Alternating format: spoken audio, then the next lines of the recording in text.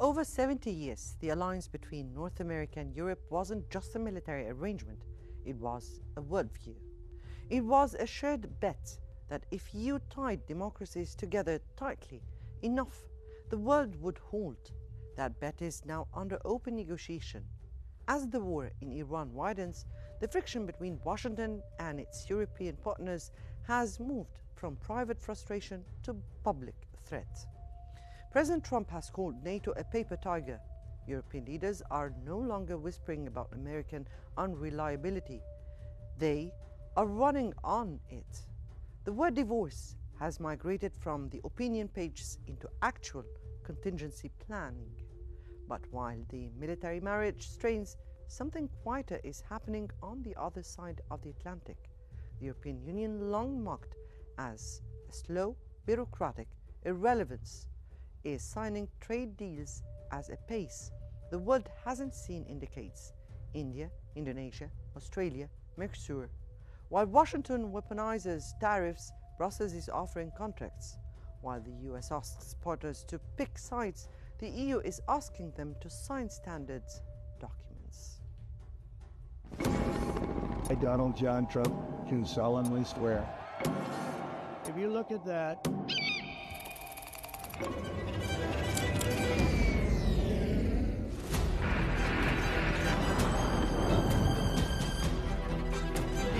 or we're out.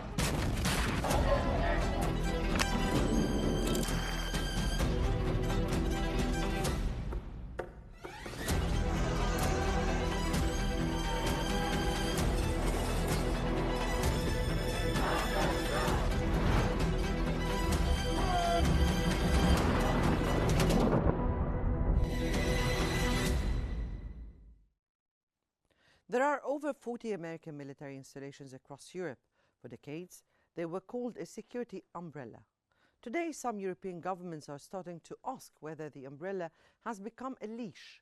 From threats to eject Spain from NATO to suggestions that Washington might withdraw its recognition of British sovereignty over the Falklands, the Trump administration is deploying alliance membership itself as a coercive tool.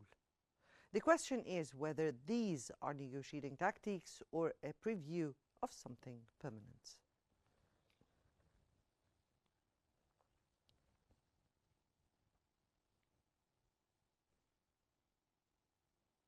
Right, so as to unpack the stories, we're joined by former NATO official and strategy consultant, Mr. Nicholas William. Mr. Nicholas, good morning to you, or good afternoon. Morning, good morning. Let me here start by asking, the Falkland threat is interesting because it's not a military move, it's a diplomatic one. Now, Washington would essentially be saying your territory is a bargaining chip in our war. Has the Trump administration found a form of coercion that the NATO Charter has no answer for? Yes, good morning.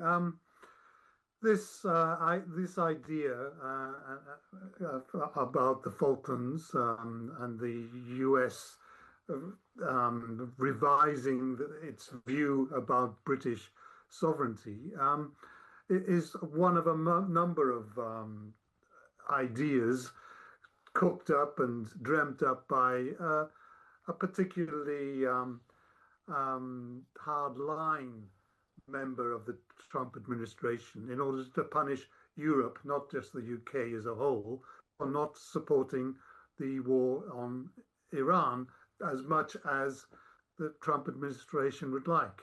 I don't think that these ideas will fly. They're not practical. The US has been ambiguous for a long time about the Falkland Islands because it wants to dominate South America, and the UK's presence in the Falkland Islands is an irritation to Argentina, which the Trump administration regards as a very friendly supporter. But the UK has been in possession of these islands since the 17th century.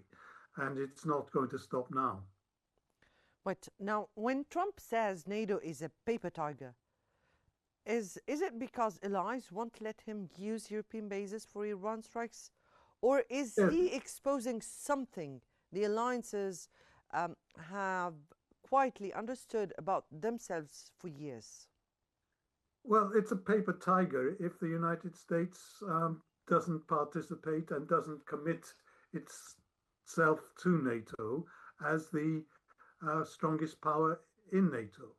The problem with NATO is that it was a joint venture between the Europeans and the United States.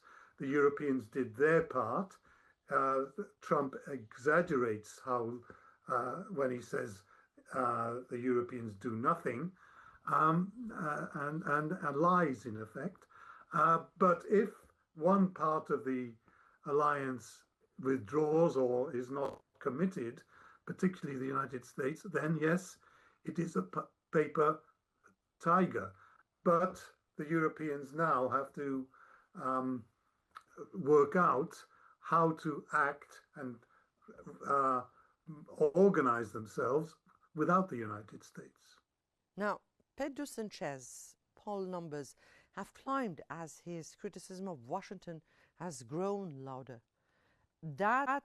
Or can we say that this is a Spanish story, or are we looking at a structural shift where distancing from the US is now electorally rational across European democracies?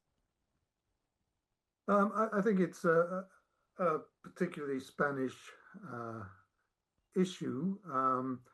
Sanchez is a left-wing, anti-American leader, but he does have a point that Spain does everything that is required of NATO, and he doesn't feel the need to spend more money on defense than he absolutely has to. So yes, he has a point. And then the other Europeans, faced with the demand of President Trump for 3.5% defense spending and even 5% broader security spending, GDP, they're faced with that. They are asking questions. Well, if the United States doesn't commit to NATO, why should we spend so much money when we're in economic problems? But we're not seeing the shift just from Spain. It's not a Spanish story.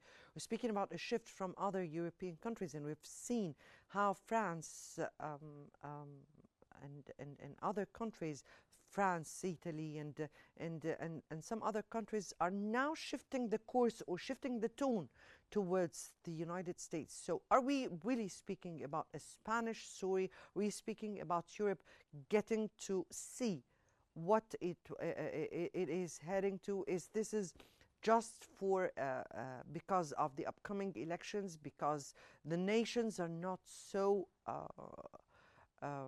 so into the American discourse towards world matters. What do you think? Yes, that's what I'm saying. It's the Spanish issue is has particular characteristics, but some of these characteristics extend to the Europeans as a whole, the European allies, and the European allies as a whole are thinking, what do we do if the United States is unreliable in our defense? And so, yes, there is a shift in tone, there is a shift in emphasis, there is a search for European autonomy, or if not autonomy, the ability to act even if the United States doesn't support us. So yes, it's Europe-wide, but we shouldn't exaggerate the shift in emphasis, because the Central and Eastern European countries were most exposed to um, the Russian threat, are very cautious about abandoning the alliance and upsetting the United States. Right. Donald Tusk is warning of a Russian military move within months. Poland is arguably more afraid of Moscow than any other NATO member. And yet, even Warsaw isn't fully siding with Washington on Iran. What does it tell you about the state of the alliance when even the most Russia-anxious country won't simply fall in line? Well, it tells you that, of course, this war in Iran is regarded by the Europeans as a miscalculation. It was a mistaken war, and it was an illegal war. And the government lawyers in Europe as a whole would regard this war against Iran, or the initiation of aggression against Iran, as illegal. So they can't back away from that point. But again, the Polish foreign minister a few weeks ago said we need two insurance policies in Europe. One is NATO, and one is what he called a European Legion. So the Iran war is causing even the Poles to say we need an alternative. We shouldn't abandon NATO, but we need something as an alternative in case NATO is dysfunctional.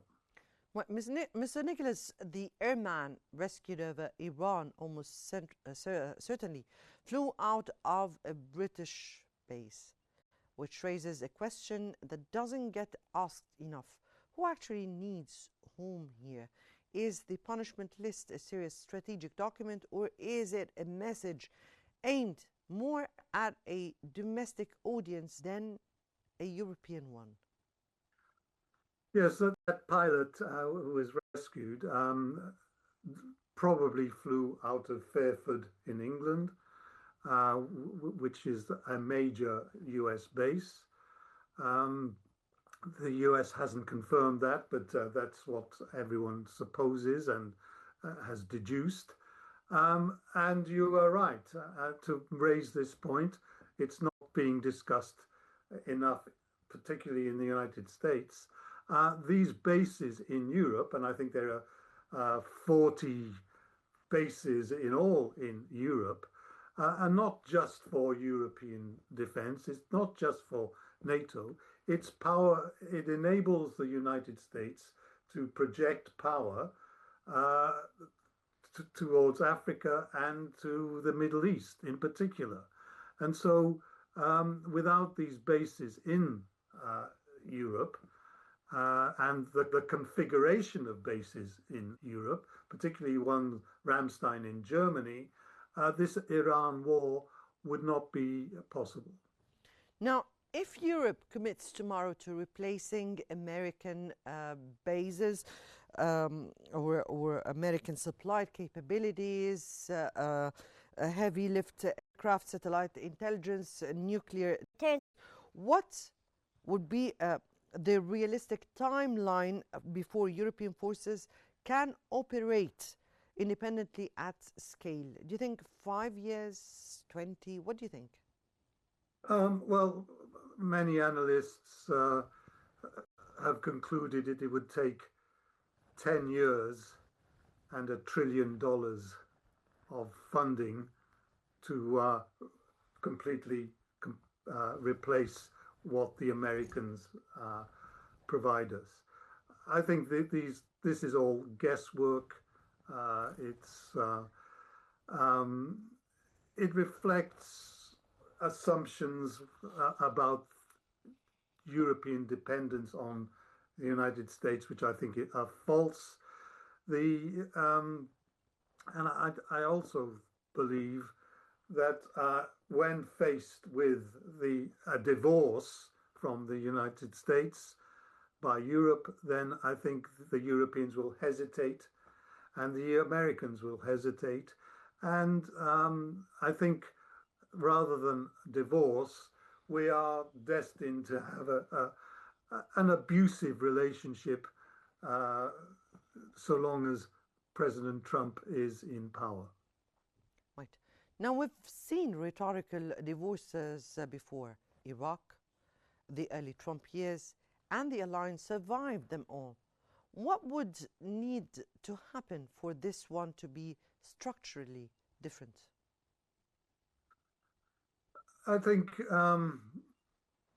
it's difficult to see what could plausibly happen, because the United States is so rooted and embedded, not just in the defense structures, but in the security structures, the economic structures of Europe, that divorce an abrupt divorce is impossible. And I think the most plausible scenario is a gradual drifting apart of Europe and the United States, with a residual presence in Europe by the United States, because Europe doesn't have an adequate nuclear deterrent against Russia. Even the British and the French can't compete with the US deterrence and can't deter Russia significantly. And so there will be a gradual drifting apart, with America retaining the bases in Europe that it needs to project power abroad. So you can just say that it's a bad marriage, not amounting to separation. Yes, it's a very bad marriage. At present, it's a very bad marriage. So, Mr. Nicholas, stay with us. We want to move from the battlefield to something that on the surface looks far less dramatic, but may matter just as much. We're talking about trade agreements and regulatory chapters. Now, while the debate in Washington circles about military bases and tariff walls, Brussels has been busy. In the last 7 months, the EU has signed trade agreements with India, Indonesia, Australia, and the Mercosur. No ultimatums, no threats, no late-night social media rants, just standards, chapters, disputes, mechanisms, and tariff schedules. The argument being made in European capitals is that in a world defined by volatility, predictability itself has become a competitive advantage.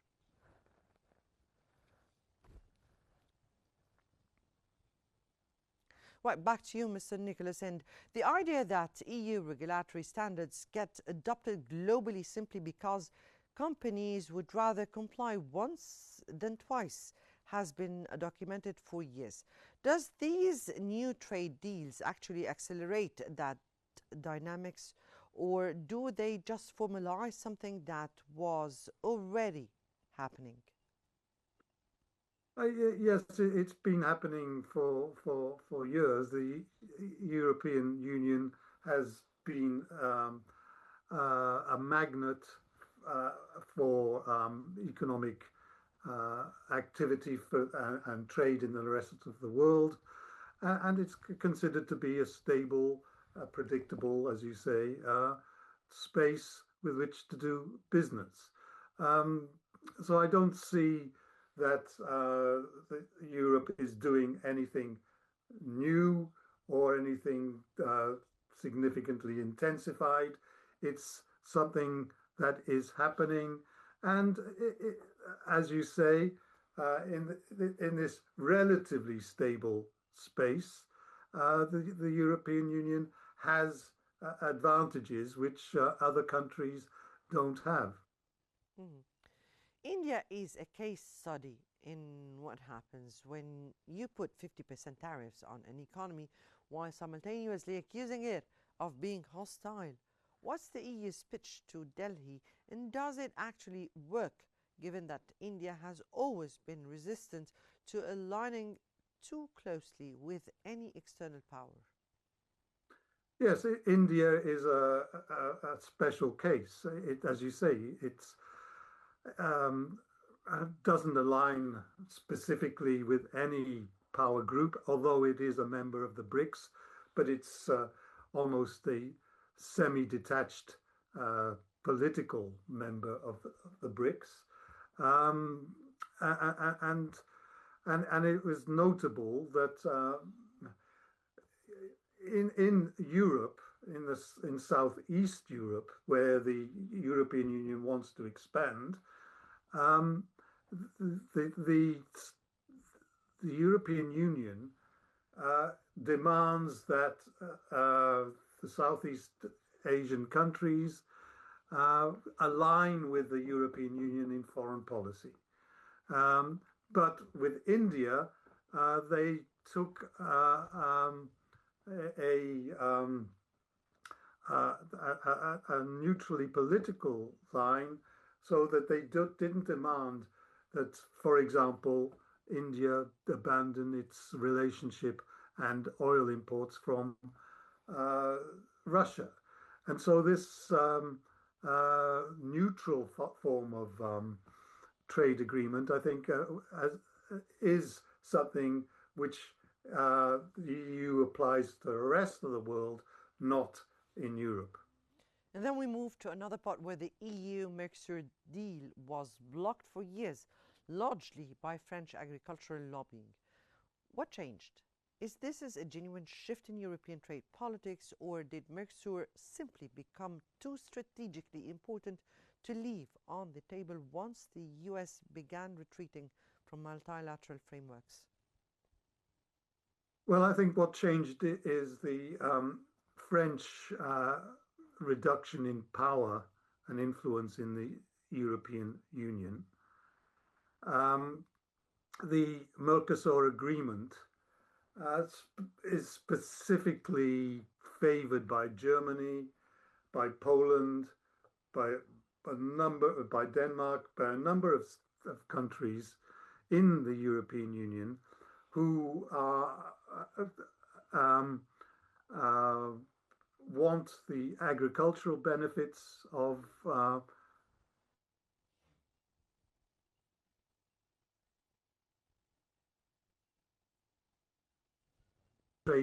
Germany trading cars. They want the benefits of rare earths, which is an alternative sort of supply from China, and so France, who feared the agricultural side of Mercosur and didn't have much to benefit in terms of the industrial trade with South America. France has lost power in this sense in the European Union because it was outvoted and outmaneuvered. Now, there is an argument that the EU's greatest competitive asset right now is also its most paradoxical one, its slowness. In a moment when American policy can reverse overnight, is bureaucratic inertia actually being marketed as a feature? That's an interesting point, but I think it goes to your point about predictability and seriousness. Trump has done immense damage to the United States in terms of his fickleness, approach to trade and international law. And so, yes, the European Union and Europe more broadly, including the UK, are serious players and do fulfill their obligations in terms of trade and in terms of trade agreements. So, yes, you're right.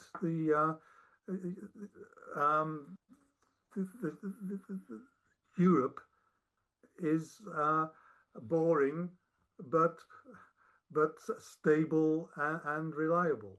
I mean, here they do not change course just between night and dawn, right? The Mercosur deal includes access to Brazil's niobium and rare earth reserves, as you said, respectively. Materials central to the green energy transition. How conscious is that? Is this the EU systematically locking in supply chains while Washington is focused on oil infrastructure in the Gulf? Yes. I mean, the Green Deal, the European Green Deal, is significant and one of the major initiatives of the European Union. And this Mercosur agreement preserves the materials and in terms of aid that's needed for the success of the Green Deal. But there are points to this. Yes, the European Union is thinking strategically in terms of South America, but the United States, as we all know, has put America and the Western Hemisphere first. And in terms of Venezuela, in terms of the relationship with South America, the United States will resent competition from Europe and will put a huge amount of pressure on America to go slow on the deals and the agricultural exports to to Europe. And then, but the other point is, yes, Europe is thinking strategically, but the one thing it's not thinking strategically about is its dependence on energy and dependence particularly on gas, now that the Russians and the Russian supply is so limited and will be completely cut off by 2027. Right. Now, the EU now has trade deals with almost 76 economies, while the US has only 20. At some point, does that gap start to affect not just market access, but the dollar's role as the natural home for global capital? Yes, I didn't hear that, you were breaking up, but thinking about the dollarization of the international financial system. Mm-hmm. Right. Mr. Nicholas William, we thank you so much for joining us and providing such a clear perspective on these shifting alliances. We appreciate, of course, your time, and many thanks for being with us. Now, the contrast that keeps coming back is this. On one side, a superpower that speaks in ultimatums, that moves fast and breaks things, including alliances. On the other, a bloc that moves in committees, takes 3 years to agree on a tariff schedule, and that cannot on its own defend the stability it's now selling to the world. The US pitch works in peacetime. The question is whether it survives a world that is increasingly not at peace, whether Europe can sustain its boring reliability without the American muscle that has underwritten it for 7 decades. That remains the trillion-dollar question. Now, US President Donald Trump said his administration was reviewing a possible reduction of American troops in Germany. Donald Trump said the United States was studying a potential reduction of its troop presence in Germany, adding that a decision would be made soon. In a post on Truth Social, he said the move was under review as part of a broader strategic considerations. The statement followed recent tensions with German Chancellor Friedrich Merz over the Iran war, highlighting strains in relations between Washington and key European allies.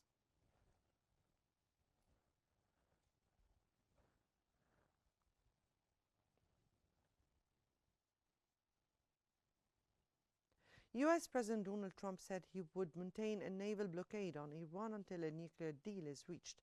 Donald Trump said the United States would continue enforcing a naval blockade on Iran until Tehran agrees to terms on its nuclear program. In an interview with Axios, he said Iran was seeking a deal to lift restrictions on the Strait of Hormuz, but rejected a proposed phased approach. Trump described the blockade as the most effective form of pressure, citing its impact on Iran's oil exports. Reports also indicated U.S. Central Command had prepared potential strike plans to break the deadlock in negotiations.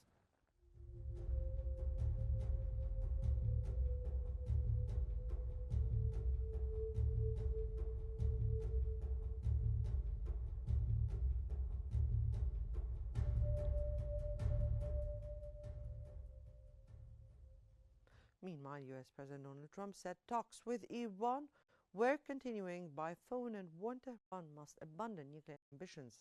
Donald Trump said negotiations with Iran were being conducted by phone after cancelling plans for in-person talks in Pakistan. He claimed U.S. strikes had significantly reduced Iran's missile production capacity and warned that Tehran must fully abandon nuclear ambitions to secure a deal.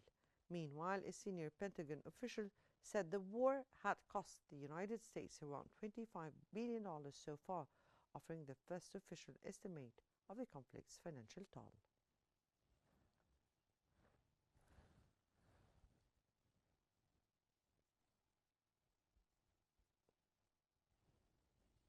Well, and now for the latest updates and breaking developments, we turn over to our colleague Riham Morsi in the newsroom. Riham. Thank you so much, Mona. Good afternoon, everyone, and welcome to the top stories, where we bring you the latest news and developments from around the world.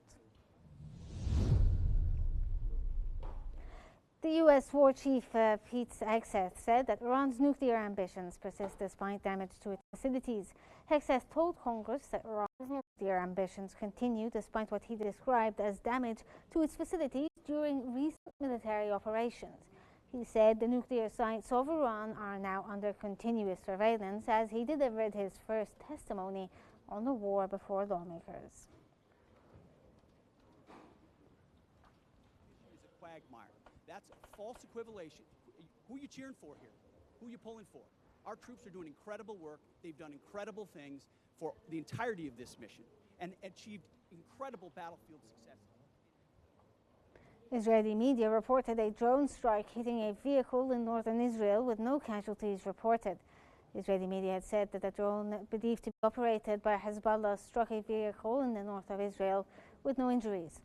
Air raid sirens were activated across several towns amid warnings of drone incursions. An explosion was also reported near the border town of Shomeira, close to Lebanon, as tensions continue along the frontier.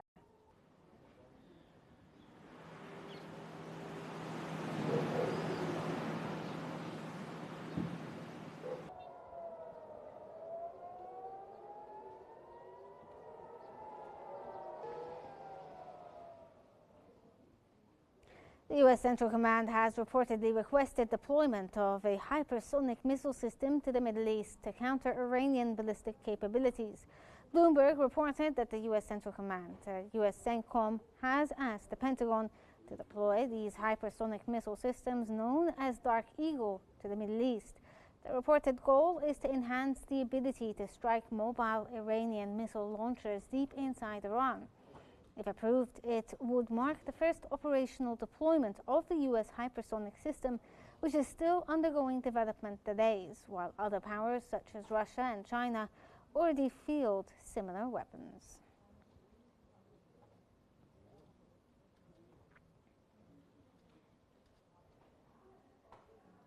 The Israeli Navy said it has intercepted multiple vessels from a flotilla heading towards Gaza in international waters. Israeli military radio reported that the Navy had intercepted these ships from what is described as a Freedom Flotilla en route to the Gaza Strip. The operation reportedly took place in international waters near the vicinity of Crete, with authorities saying 21 vessels were taken under control during the early hours. The Israeli military said that the operation was conducted far from its coastline due to the scale of the flotilla, which includes around 100 boats and approximately 1,000 activists, and warned that further vessels could be intercepted if they continue towards Gaza.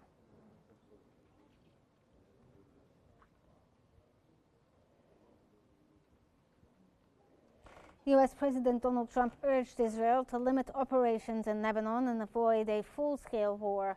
Donald Trump said he had advised the Prime Minister Benjamin Netanyahu to confine military action in Lebanon to what he described as surgical strikes. In remarks to Axios, he warned that broader attacks and large-scale destruction could damage Israel's international image. Trump also voiced support for Lebanon's recovery, while criticizing the role of Iran and Hezbollah in the country's situation.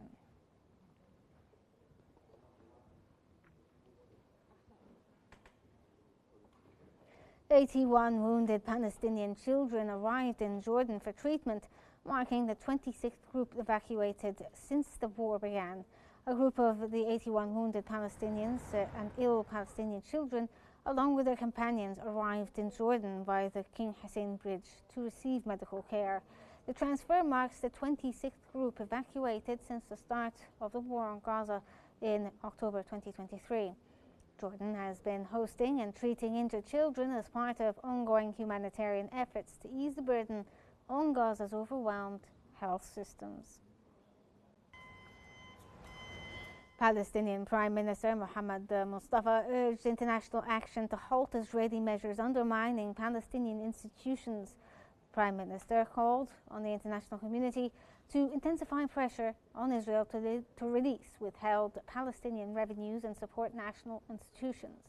Speaking during talks in Ramallah with the UK Deputy National Security Advisor Barbara Woodward, he highlighted rising colonist attacks, settlement expansion and movement restrictions across the West Bank.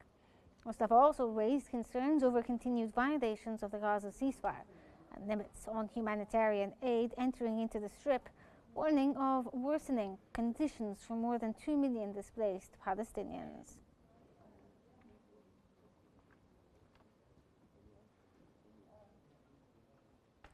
Emergency teams gathered at Al-Shifa Hospital to mourn a paramedic killed in an Israeli strike in northern Gaza. Ambulance and emergency crews gathered at the hospital to mourn their colleague, a paramedic named Ibrahim Sakhr, who was killed in a strike in Beit Lahia. The incident added to mounting casualties among medical workers as ongoing strikes continue to impact frontline responders and civilian infrastructure across the territory.